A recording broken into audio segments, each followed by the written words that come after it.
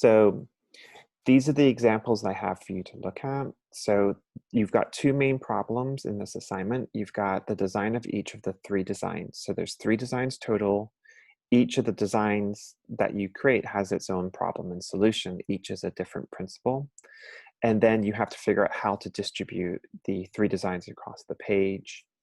Each student approaches this from a personal place. As you go through the examples, ask yourself which each student is doing different. And then also, as you go through the examples, try to name each of the principles. I'm not actually going to name them for you. I want you to look at them and name them for yourself. So pay attention to how each of the 3 principles are distributed across the page.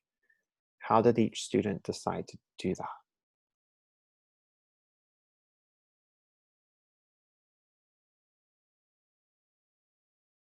So each of these designs stays within like the concept of the thirds, but each of them has a different approach.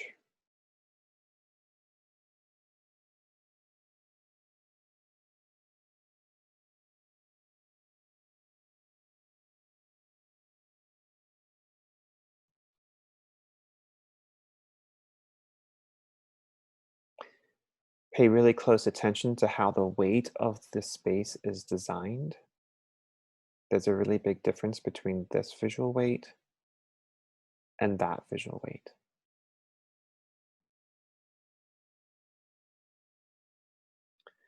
So have a close look at those examples, look over the parameters of the assignment, begin your thumbnails, and then email me any questions that you have.